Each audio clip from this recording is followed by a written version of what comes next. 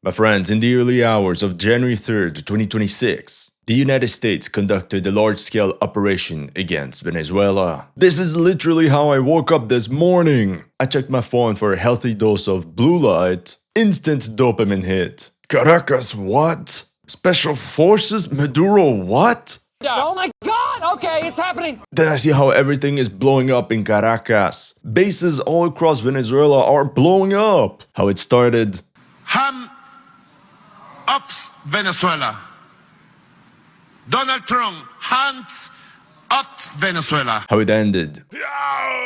So for everyone that thought that nothing ever happens, well, it happened. Maduro was picked up at home after a surgical spec ops raid and then arrested like a vulgar cartel leader. America!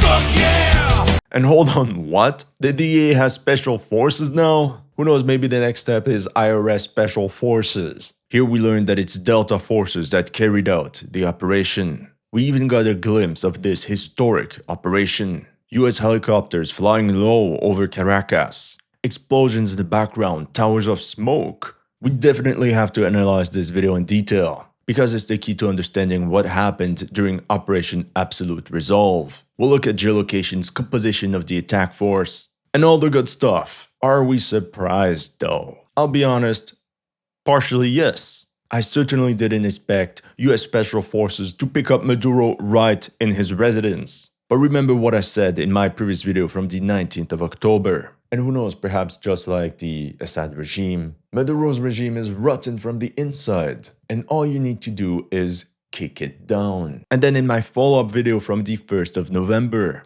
it's one of the largest aircraft carriers ever built. And it has more planes on board than the entire Venezuelan Air Force. And you're going to tell me that this move is meant to fight off some, narcos. Yeah. Course of action number 2. Venezuela doesn't provoke the bull. So in turn, the US military launches preemptive strikes to annihilate Venezuela's Air Force and Navy. But yeah, I guess in the end, Maduro just lacked energy. And he couldn't run fast enough to escape from the DEA. This powder by Black Forest will save you $10,000, and this for 3 reasons. 1. It releases stem cells from your bone marrow. 2. It makes you 27% stronger. And 3. It floods your body with the nitric oxide. It's like going to the clinic and ordering the entire menu, with stem cell therapy as a cherry on top. But it's chocolate and it only costs a fraction. If you think I'm exaggerating, listen to what Dr. Simon Mills had to say, one of the top herbal medicine researchers in the world. They do studies where they've put cocoa into volunteers, that means students usually, so young kids, and they were able to show changes in the blood flow within minutes, certainly within an hour of eating cocoa. Beneficial changes in your blood flow. They call it the heart medicine. Yeah, heart, circulation, brain. That's right, dark chocolate. But here's where people get it wrong. The flavonols, the part that does everything, gets destroyed when chocolate gets processed. Regular chocolate has 50 milligrams of dead flavonols. This Black Forest high flavanol cocoa powder has 1,200 milligrams of pharmaceutical extracted flavonols. Studies show the brain gets sharper, 8.6 seconds faster in cognitive tests, blood flow where it counts, 80% improvement. And the heart gets stronger as well, 27% less chances of death, all proven through a 21,000 human case study trial conducted by Harvard. The results were so definitive that the FDA had to approve it. Black Forest takes the finest cocoa, they extract the flavonols, and they concentrate it into this. There's a reason why this jar is almost empty. It works wonders. Actually, I ordered a new batch, because since I've been taking it, I got stronger at the gym, I witnessed faster recovery from big workouts, and overall I have much more energy. Black Forest just launched their New Year New Me deal of the year, and it's insane. 40% off their best-selling cocoa formula, but available for 48 hours only. I dropped the link here, pick it up. I repeat, this ends in 48 hours. So stock up before it's gone forever. As you can imagine, I didn't get much sleep this night, so bear with me. And from a personal side, I grew up with many Venezuelans. I heard all the stories about Chavez and Maduro, and it's just crazy to think how this entire story ended within a night. For all the people that thought that Trump's posturing against Venezuela was just a bluff, well, you don't bring 20,000 troops and an entire aircraft carrier strike group for a bluff. Turns out Trump remembered how Panamanian dictator Noriega was captured and said, "I want this." So let's check out this insane helicopter footage from the operation. It happened in the early hours of the 3rd of January, around 1 a.m. local time. Hold on a second, Noriega and Maduro were both arrested on the January 3rd, just 36 years apart. Here we see 2 US helicopters flying over Caracas. Then we see a third helicopter, 4, 5, 6, 7, 8, 9. We can observe multiple explosions in the background. Over this little hill, this ridge, and towers of smoke. All the strikes seem to be concentrated in this area. 9 US helicopters just flying over Venezuela's capital as if it was the 4th of July. Now what's important to note is that at this altitude, even small arms fire from AKs or even worse, PKMs, can cause massive damage to helicopters. A hit to the tail rotor, rotor blades, or even against the cockpit and the pilots. And it's GG well played. From the silhouettes, these appear to be a mix of CH-47 Chinooks and MH-60 Blackhawks. Low-light conditions make precise identification difficult, but the larger tandem rotor profiles suggest Chinooks and single rotor ones as the Blackhawks. Overall, in this stringline convoy, we can estimate 2 Chinooks and 7 Blackhawks. And like the Night Stalkers say, the more Blackhawks, the better. Depending on their configuration, Chinooks can transport between 30 and 55 fully equipped troops. Meanwhile, the more agile Blackhawks can typically carry up to 14 fully equipped troops. In this article by The Telegraph, we learned that it's Delta Force that launched the operation, and we get the confirmation that it was their MH-60 Blackhawks that flew into Venezuela's airspace. But now, if the Delta Force operators were transported aboard the Blackhawks, what was the point of the Chinooks? And how did all these helicopters penetrate Venezuelan airspace? Well, the US military carried a very classic suppression of enemy air defenses operations. We can believe a number of EA-18G Growler aircraft from the US Navy blinded the Venezuelan radars and interfered with missile guidance systems. General Dan Kane said the operation involved 150 aircraft, including F-22s, F-35s, F-18s, EA-18s, so the Growlers, E-2s, B-1 bombers, drones, and supporting aircraft. And this is not crazy because remember how the US gathered an entire task force of 17 warships and deployed nearly 20,000 military personnel in the Caribbean, including the entire Gerald R. 4 carrier strike group. Let's be honest, this is pure gunboat diplomacy.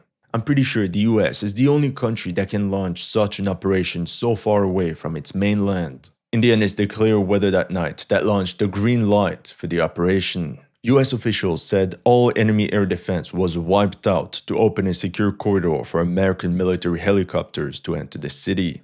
Yes and no, more on that in a minute.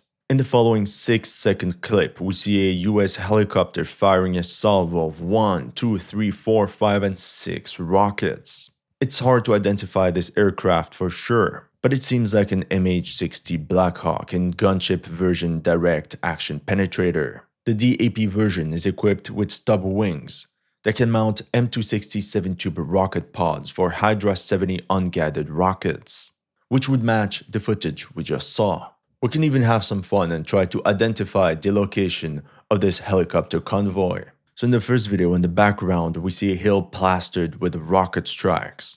All hell let loose.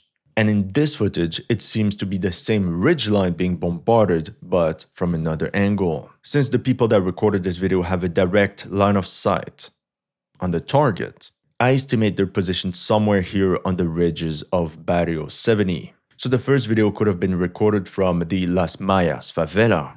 In the footage, we see that these explosions take place in some sort of cuvette, like a basin, in between the surrounding ridges. Now we have all the clues and we can confirm that the position that was bombarded by the US military is Fuerte Tuna. And if we look at the map, Fuerte Tuna is also located in this sort of basin.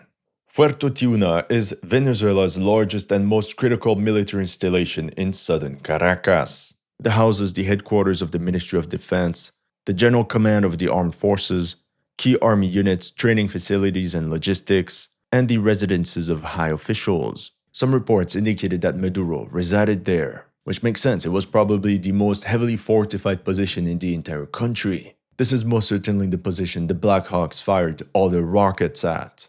And this was confirmed by the latest satellite images that were made public.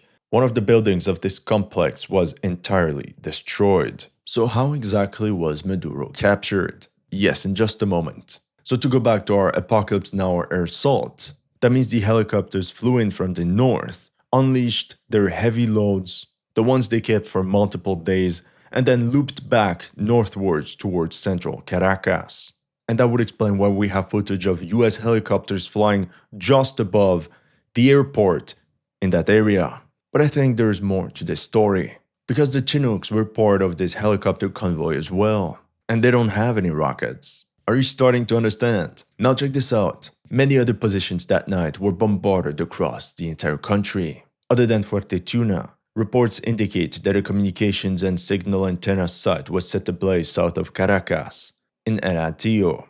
Striking it severely degraded the Maduro's regime's ability to coordinate defenses, issue orders, or mobilize forces in real time. It likely also neutralized radar and early warning systems, preventing Venezuelan forces from effectively tracking or responding to US aircraft. This is the 101 thing to do in any aerial operation. Once that's done, it's really a turkey shoot. But that's not all. The military academy of the Bolivarian Armed Forces was also bombarded. That's the name of the Venezuelan armed forces, not to be confused with Bolivia, that's another country. But that's an entire story. Let's continue. The strikes against this base were embarrassing, because this is where many of the Russian Buk 2ME air defense systems were located. Meanwhile, other Russian air defense systems were also deployed all around La Carlota air base, right at the center of Caracas. And guess what? The base was also wiped out. Actually, I remember talking about this in one of my previous videos. Meanwhile, a Russian-made Buk M2E was also spotted near La Carlota airport. Could also be targeted, and of course all air defense batteries around Caracas. We don't have the complete tally, but we have visual evidence that at least one of the Russian Buk M2Es has been destroyed. Now, many people use this opportunity to mock the poor performance of Russian air defense systems. But let's be honest, looking at the way the US has infiltrated the entire Venezuelan hierarchy, it's not very hard to imagine that they must have bribed some of the commanders of these batteries to simply turn off their radars or even flee the night of the attack. We can make the same conclusion about the Venezuelan Air Force. Otherwise, we simply don't understand how the Venezuelan armed forces did not respond at all. The Venezuelan military was literally a punching bag for the US. The general command of the Bolivarian militia was destroyed as well. The port of La Guaira, north of Caracas, was also targeted. Here in this footage, we can clearly see some warships in the distance, up in flames. I mean, we don't see much here, but from this other angle, it becomes much clearer. In my opinion, these are some of the Iranian-made Pickup 3 class missile boats. 24 hours later, on the 6th of September, the Venezuelans rolled out the Iranian-made attack boats we talked about earlier, probably to shield them from US airstrikes. Now I'm wondering if some of these strikes actually came from US Navy destroyers. But since there are no reports that suggest this, we'll just stick to the story that it was an all-aerial assault. Same goes for the Higuerote military helicopter base east of Caracas. Actually, this is where I said US forces would most likely disembark if they had to. Honestly, all these locations were expected to be bombarded if the US would attack. It was certain that if the US military decided to go all in, they would also use this golden opportunity to wipe out as much of Venezuela's military potential as possible. Kill two birds with one stone, you know? And you know what? This really reminds me of the Israeli airstrikes against Syria, and again the Israeli airstrikes against Iran. Now we can finally put all the pieces of the puzzle together, and we can try to understand how this entire operation happened. Once Venezuelan air defense was silenced, and after all these US airstrikes, a group of at least 9 helicopters flew into Caracas. Some reports indicate 11. Then we saw how Fuerte Tuna got absolutely wrecked. It's not a coincidence. This is where Maduro was hiding, in a bunker deep inside this military complex. At around 1 a.m., the US helicopters approached. The Delta Force operators must have been transported aboard various Black Hawks and Chinooks. Reports indicate that one of them was hit, but despite being damaged, it was still able to fly. I estimate that possibly 2 entire platoons of Delta Force operators participated in this raid. That's when operators of the Army's Delta Force entered the strongly fortified residence of the Venezuelan dictator. Both Maduro and his wife attempted to enter into a shelter, but Special Forces operators supported by agents of the DEA broke in from all directions. Due to the speed of entry, Maduro didn't have time to escape and close the door. But apparently this would have only given him an additional minute of freedom, because the Delta Force brought a blowtorch, in case they had to cut through steel doors in Maduro's bunker. And practice for this, they did. Turns out Delta Force operators trained extensively on a full-scale replica for several months. Did you hear that? Several months! General Dan Kane said that it was the culmination of months of planning and rehearsal. If they had the plans of the entire compound, for sure they had one, possibly multiple moles. High-ranking Venezuelan government officials that helped the CIA and provided key information to execute the operation. According to certain reports, the US knew everything. They even knew what and when Maduro was eating. So that means it was someone very close to him that was the mole. And it's not surprising, a couple weeks ago we learned that the CIA attempted to bribe his personal pilot. In the end, General Kane explained that once the troops were inside the safe house, Maduro and his wife surrendered. Trump added that the Venezuelan leader had tried to reach a safe room but was unable to close the door. He got bum-rushed so fast that he didn't get into that. Yes, because Trump was also watching the live stream of this operation. Anyway, that's how Maduro and his wife were captured and then extradited. In the end, Operation Absolute Resolve was an absolute success. Reportedly, there were no US fatalities, although a couple operators have been wounded. There was also this one helicopter that was lightly damaged. But other than that, it also seems that there were no material losses for the US. It was a clean operation, very clean. They went in and out, but there's definitely some part of luck. Just imagine had this damaged helicopter crashed. Then quite possibly this entire operation could have turned into a fiasco. But luckily, it didn't happen. By 3:20 a.m. Eastern Time, the helicopters were over water, with Maduro and his wife on board. Nicolas Maduro was then transferred to the USS Iwo Jima assault ship. And here we see him surrounded by DEA Special Forces. I didn't even know it was a thing. Look at that, Venezuela's lifetime president was arrested like a drug kingpin, like a cartel leader. But for real, this picture reminds me of how El Chapo Guzman was captured. Then Trump posted this picture, where Maduro is blindfolded inside the USS Iwo Jima. Reports indicate that he will subsequently be taken to New York, where he will face charges of drug trafficking and terrorism. In the morning, Venezuelans woke up without their dictator. Many videos showed Venezuelan crowds celebrating in the streets of Caracas, celebrating the end of over 25 years of Chavez Maduro leadership. 28 years actually. In one morning, it was all over. But the big question is, what now? President Trump has explicitly stated that the United States will run Venezuela temporarily until a safe, proper, and judicious transition occurs. Let's see. I'm quite pessimistic, but this seems like wishful thinking. The power vacuum could lead to great instability. And if US troops actually deploy to Venezuela, it's important to remember that much of the regime's apparatus remained intact. Thousands of soldiers and just as many militiamen, creating a serious risk of a prolonged insurgency. The nightmare scenario would be that it turns into Iraq 2.0. Trump also said the following. And the Monroe Doctrine is a big deal, but we've superseded it by a lot, by a real lot. They now call it the Donroe Document. I don't know. I guess Cuba should be worried. Rubio is watching you. That's all I have for you today. See you in the next one.